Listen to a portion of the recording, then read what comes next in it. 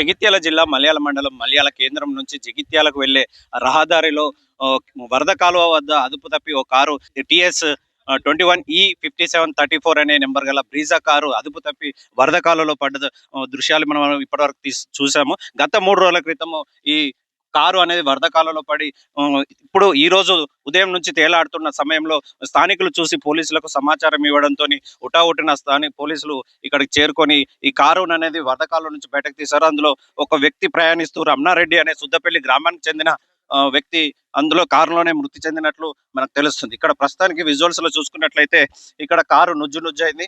తను జగిత్యాల వెళ్లే క్రమంలో అదుపు తప్పి వరద కాలువలో పడ్డట్లు పోలీసు స్థానిక సమాచారం మేరకు మనకు మీడియాకు తెలియజేశారు. ఇంకా ఇతను గత నెల రోజుల క్రితం జరిగిన సర్పంచ్ ఎన్నికల్లో కూడా బీజేపీ నుంచి సర్పంచ్ గా పోటీ చేసినట్టు తెలుస్తుంది.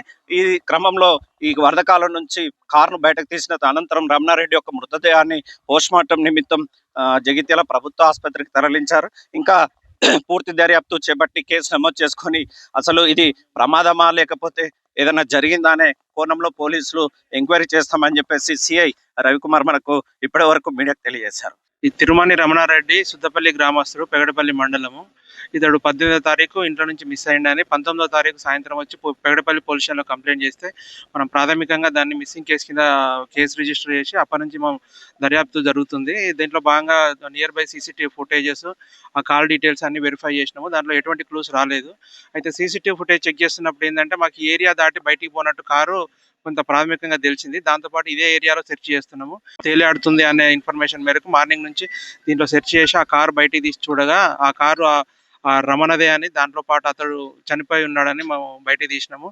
ఇప్పుడు ఆ డెడ్ బాడీని తర్వాత శవ పరీక్ష నిమిత్తం జగిత్యాలకు తరలించడం ఫర్దర్గా ఇన్వెస్టిగేషన్ నడుస్తుంది. దీంట్లో ఫర్దర్గా ఏమున్నా కానీ మళ్ళీ తర్వాత తెలియజేస్తాం. Thank you. జగిత్యాల నుంచి హరికృష్ణ, మైత్రి.